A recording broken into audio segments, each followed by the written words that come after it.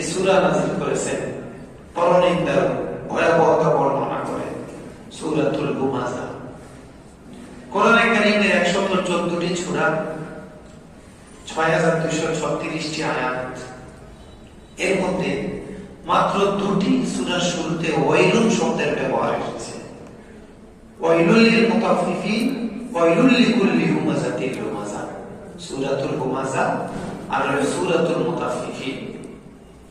দুটো সূরার নিন্দার কারণ একটি, সেটা হলো অনধিকার চর্চা।